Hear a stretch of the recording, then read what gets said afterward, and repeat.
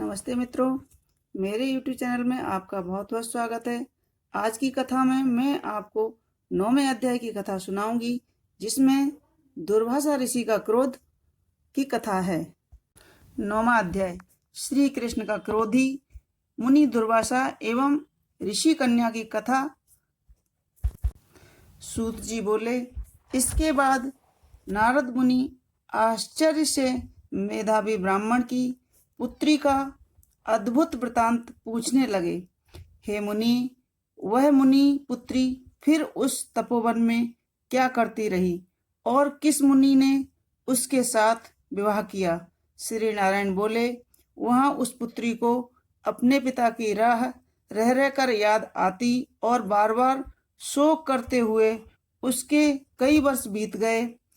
उस सूने आश्रम में उसकी दशा ऐसी हो गई थी जैसे अपने झुंड में से बिछड़ने पर हिरनी की हो जाती है। नेत्रों से आंसू बहते रहते थे, हृदय जलता रहता था और आहें भरती रहती थी। जैसे पिटारी में बंद सर्पिणी रहती हो, वैसे ही वह आश्रम में रहती थी और अपने दुख के पार की अवधि न देखती हुई चिंता तो रहती थी। ऐसी कन्या के पास एक दिन भाग्य से प्रेरित उस वन में अपनी इच्छा से क्रोधी मुनि दुर्वासा आए, जिनको देखने मात्र से इंद्र भी थरथर कांपते हैं। ऐसे जटाजूट धारण किए हुए मानो साक्षात शिव ही हों। श्री कृष्ण बोले, हे युधिष्ठिर, जिन्होंने बाल्यावस्था में तुम्हारी माता कुंती से सम्मानित होकर प्रसन्न हो देवताओं को आकर्षण कर देने वाली विद्या उन्हें दी थी, और जिन्होंने, हे राजन, मुझको भी सब देवताओं से पूजित रुक्मिणी सहित बैलों के स्थान पर रथ में जोता था। श्री नारायण बोले, हे नारद, दुर्वासा को रथ में बैठा देखकर वे दोनों जब रथ खींचने लगे, तब राह चलते चलते बड़ी तेज प्यास में रुक्मिणी जी के तालू और ओष्ठ सूखने लगे। जब जल पीने की इच्छा से रुक्मिणी ने मुझे इशारा किया, तब कंधे पर रथ का जुआ रखे हुए ही चलते चलते मैंने अपने पैर के अग्रभाग से धरती को दबाकर भोगवती नदी को प्रकट किया, जिससे वह नदी ऊपर बहने लगी, और उतने ही जल से, हे राजन, मैंने रुक्मिणी की भारी प्यास को बुझाया।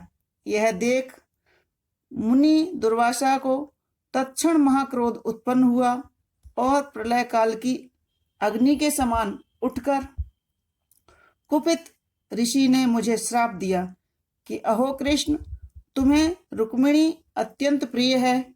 तुमने उनके प्रेम के कारण अपना महत्व दिखाते हुए मेरा निरादर किया है, उसे पानी पिलाया है, इसलिए तुम दोनों में परस्पर वियोग होगा। हे युधिष्ठिर, ऐसा उन्होंने श्राप दिया था। वही दुर्वासा ऋषि साक्षात रुद्र अंश से उत्पन्न मानो प्रलय काल के रुद्र के समान हो। वे अत्रि ऋषि के उग्र तप रूपी कल्प वृक्ष के अति श्रेष्ठ फल और सती शिरोमणि अनसुईया के गर्भ से उत्पन्न अतीव मेधावादी दुर्वासा नाम के मुनि मानो साक्षात तपस्या ही ने मूर्तिमान हो अवतार लिया हो। अनेकों तीर्थों के जल से भींगी जटाओं में भूषित ऐसे मुनि को आते हुए देखकर कुमारी ने शोक सागर से निकलकर खड़ी हो धैर्यतापूर्वक मुनि के चरणों में प्रणाम किया।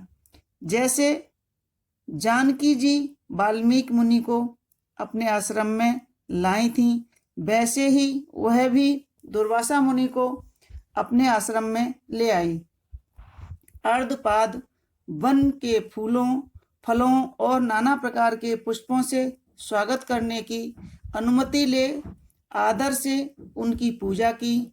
फिर हे राजन, वह विनय पूर्वक बोली, हे महाभाग, हे अत्रिवंश के सूर्य, आपको नमस्कार है। मुझ दुर्भागिनी के आश्रम में कैसे पधारे? आपके आगमन से मेरा भाग्य उदय हुआ है, अथवा मेरे पिता के पुण्य प्रभाव से प्रेरित हो मुझे समझाने आए हो?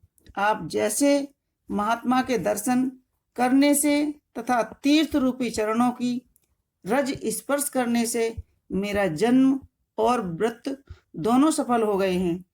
ऐसे कहकर वह कन्या उनके आगे चुपचाप खड़ी रह गई। तब शिव के अंश से उत्पन्न दुर्वासा मुनि कुछ हंसकर बोले, हे पुत्री, साधु साधु, तूने अपने पितृकुल का उद्धार कर दिया। यह मेधा ऋषि के श्रेष्ठ तप का ही फल है जो तुम जैसी कन्या का जन्म हुआ। मैं कैलाश से तेरी धर्मपरायणता जानकर ही तेरे आश्रम में आया हूँ और तुम्हारे द्वारा सम्मानित हुआ हूँ। हे वारारोहे, मैं अब नारायण देव सनातन मुनि का दर्शन करने शीघ्र ही बद्रिकाश्रम जा रहा हूँ, जहाँ वे लोक कल्याणार्थ उग्र तप कर रहे हैं। कन्या बोली, हे ऋषि, आपके दर्शन से ही मेरा शोक रूपी समुद्र सूख गया है।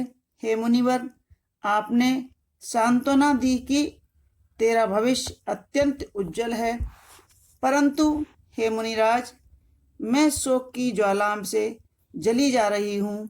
हे कृपा सिंधु, हे कल्याणकारी, क्या आप उसे नहीं जानते?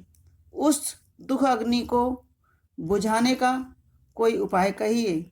मेरे विचार में कोई भी हर्ष उपजाने वाला नहीं दिखता। मेरे माता पिता, भाई आदि कोई भी नहीं है जो मुझे दुख रूपी समुद्र से बचा सके। मैं कैसे जीऊँ? जिधर देखती हूँ उधर ही मुझे सूना ही सूना दिखता है।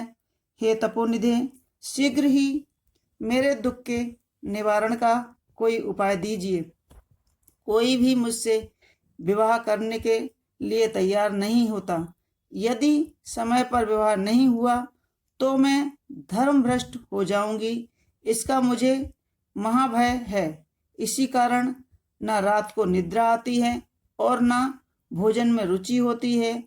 हे ब्रह्म, अब मैं मृत्यु चाहती हूँ, बस यही मेरी निश्चय है। ऐसा कह वह रोती हुई मौन हो गई। तब दुर्वासा ऋषि उसके दुख का उपाय विचारने लगे। श्री नारायण बोले, इस प्रकार मुनि कन्या के वचन सुन उसका अभिप्राय समझ दुर्वासा मुनि उसके कल्याण का विचार कर अत्यंत कृपा की दृष्टि से उसकी ओर देखकर हितकारी वचन बोले। तो मित्रों, यह थी हमारी 9वें अध्याय की कथा। 10वें अध्याय की कथा मैं आगे आपको सुनाऊंगी। हमारी ये कथा कैसी लगी आपको, हमें कमेंट्स बॉक्स में ज़रूर लिखें। हमारे चैनल को लाइक करें, शेयर करें और सब्सक्राइब अवश्य करें। धन्यवाद।